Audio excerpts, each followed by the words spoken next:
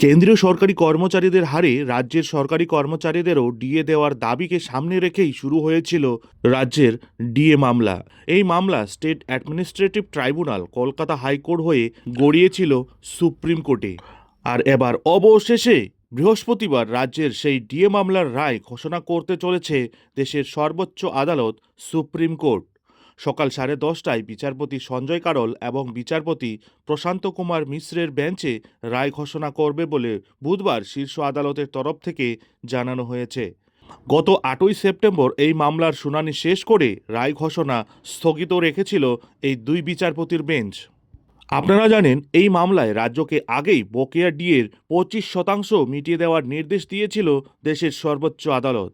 এর জন্য 6 সপ্তাহ সময়ও দেওয়া হয়েছিল, কিন্তু ওই সময়সীমার মধ্যে রাজ্য সরকারি কর্মচারীদের ডিএ দিতে পারেনি রাজ্য সরকার। আদালতের কাছ থেকে আরও 6 মাস সময় চেয়ে নেওয়া হয়েছিল। সেই আবেদনের ভিত্তিতে 2025 সালের 4 আগস্ট এবং 7ই আগস্ট প্রতিদিনই শুনানি চলেছে বিচারপতি সঞ্জয় কারল এবং বিচারপতি মিশ্রের বেঞ্চে। এরপরে গত 12ই আগস্ট সুপ্রিম কোর্টে ডিএ মামলার শুনানি পিছিয়ে গিয়েছিল। সূত্র মারফত জানা গিয়েছিল, ওই দিন রাজ্যের আইনজীবী কপিল সিব্বল বিশেষ নিবিড় সমীক্ষা সংক্রান্ত মামলায় ব্যস্ত ছিলেন। তারপরে শুনানি হয়েছিল সেপ্টেম্বরে। কেন্দ্রীয় সরকারি কর্মচারীদের হারে রাজ্য সরকারি কর্মচারীদেরও ডিএ দেওয়ার দাবিকে সামনে রেখেই কিন্তু শুরু হয়েছিল এই মামলা। State administrative tribunal Kolkata high court হয়ে মামলা গড়িয়েছিল সুপ্রিম কোর্টে। 2022 সালে কলকাতা হাইকোর্ট সরকারি কর্মচারীদের পক্ষেই রায় দিয়েছিল। তখন হাইকোর্ট বলেছিল, ডিএ রাজ্য সরকারি কর্মচারীদের অধিকার। কেন্দ্রীয় সরকারি কর্মচারীদের হারে তারাও ডিএ পাওয়ার যোগ্য। কিন্তু এই রায়কেই চ্যালেঞ্জ করে দেশের সর্বোচ্চ আদালত সুপ্রিম কোর্টের দ্বারস্থ হয়েছিল রাজ্য সরকার। এই মামলায় রাজ্যের যুক্তি ছিল, মহার্ঘ ভাতা বাধ্যতামূলক নয়, এটি সরকারি কর্মচারীদের মৌলিক অধিকারও নয়, তাই কেন্দ্রীয় হারে ডিএ দিতে বাধ্য নয় রাজ্য সরকার।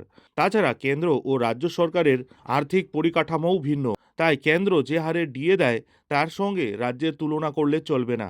সুপ্রিম কোর্ট এর আগেই রাজ্যকে বকেয়া ডিএর 25% মিটিয়ে দিতে নির্দেশ দিয়েছিল, কিন্তু রাজ্য সরকার শীর্ষ আদালতের কাছে আরও সময় চেয়েছে। আর্থিক সংকট রয়েছে। তাছাড়া 2025-2026 অর্থবর্ষের বাজেটে বকেয়া ডিএ সংক্রান্ত কোনো বরাদ্দও ছিল না। তারা সুপ্রিম কোর্টের অন্তর্বর্তী নির্দেশ পুনর্বিবেচনার আর্জিও জানায়। এবার অবশেষে বৃহস্পতিবার সকালে রাজ্যের সেই আবেদন সম্পর্কে রায় দিতে চলেছে দেশের সর্বোচ্চ আদালতের এই দুই বিচারপতির বেঞ্চ। আপনারা জানেন, গত 8ই সেপ্টেম্বর আদালতে ডিএ মামলার শুনানি পর্ব শেষ হয়েছিল। আদালত রাজ্য সরকার এবং রাজ্য সরকারি কর্মচারীদের 3 সপ্তাহের মধ্যে লিখিত বক্তব্য জমাও দিতে বলেছিল। বর্তমানে রাজ্য সরকারের কর্মচারীরা 18% হারে ডিএ পান। আর এই মুহূর্তে সব মিলিয়ে কেন্দ্র এবং রাজ্যের মধ্যে ডিএর ফারাক 40%। রাজ্য সরকারের কর্মচারীরা কি বকেয়া ডিএ পাবেন? বর্তমানে এই প্রশ্নটিই হচ্ছে ঘুরপাক খাচ্ছে লক্ষ লক্ষ রাজ্য সরকারি কর্মচারী এবং পেনশনারদের মধ্যে। কারণ এর আগে শুনানি চলাকালীন রাজ্য সরকারের বক্তব্য জানতে চেয়েছিল আদালত। সেই সময় রাজ্য সরকারের আইনজীবী কপিল সিব্বল জানিয়েছিলেন, কেন্দ্রীয় হারে ডিএ দেওয়ার আলাদা আইন থাকলে আলাদা বিষয়, কিন্তু কেন্দ্রীয় হারে রাজ্যকেও ডিএ দিতে হবে বলে কোনো আইন নেই। ভিন্ন ভিন্ন হারে ডিএ দেয় রাজ্যগুলি, আর যদি কেন্দ্রীয় হারেই ডিএ দিতে হয় তাহলে দেশের সব রাজ্যকে সেই মর্মে নোটিশ দিতে হবে বলে জানায় সিব্বল। ডিএ নিয়ে রাজ্যের তরফে জানানো হয়, জীবনযাত্রা খরচ খরচা, মুদ্রাস্ফীতি, ক্ষয় ক্ষমতা এসবের উপর নির্ভর করে এক এক জায়গায় ডিএর হার এক এক রকম। কিন্তু রাজ্যের এই দাবিকে মানতে নারাজ ছিল রাজ্য সরকারি কর্মচারীদের সংগঠন সংগ্রামী যৌথ মঞ্চ। গত বছরই রাজ্য সরকারি কর্মচারীদের বকেয়া ডিএর 25% মেটানোর অন্তর্বর্তী নির্দেশ দিয়েছিল আদালত, কিন্তু রাজ্য সরকারের তরফে প্রবল আপত্তি জানিয়ে বলা হয়, বকেয়া ডিএ মেটাতে গেলে বিপুল পরিমাণে টাকার প্রয়োজন রয়েছে, রাজ্য সরকারের কোমর ভেঙে যাবে এর জন্য।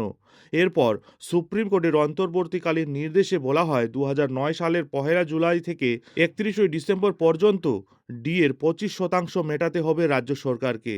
কিন্তু বকেয়া মহার্ঘ ভাতা মেটাতে আরও 6 মাস সময় চেয়ে সর্বোচ্চ আদালতে আবেদন করেছিল রাজ্য সরকার। এই গোটা মামলায় মামলাকারীদের তরফে আইনজীবী বিকাশ রঞ্জন ভট্টাচার্য জানিয়েছিলেন, বিভিন্ন রাজ্যের নিয়ম ভিন্ন। বাংলার নিয়ম ছত্তিশগড়ের জন্য প্রযোজ্য নয়। পশ্চিমবঙ্গ 2010 সাল পর্যন্ত নিজস্ব নিয়ম অনুসরণ করেছে। এরপর 2010 সালের নীতি থেকে সরে আসে রাজ্য সরকার। সেই সময় রাজ্য সরকার যে নিয়ম মেনে চলতো, এখন কিন্তু তা অনুসরণ করা হয় না। ট্রাইব্যুনাল বা কলকাতা হাইকোর্ট যে তাদের যুক্তি সমর্থন করেছে, তাও তিনি জানাতে ভুলেননি। সেই পর্ব পেরিয়ে অবশেষে ডিএ মামলার রায় ঘোষণা হতে চলেছে। বকেয়া ডিএ কি পাবেন রাজ্য সরকারি কর্মচারীরা? আর কিছুক্ষণের মধ্যেই সেই প্রশ্নের উত্তর পেতে চলেছেন রাজ্যের লক্ষ লক্ষ সরকারি কর্মচারী এবং পেনশনাররা।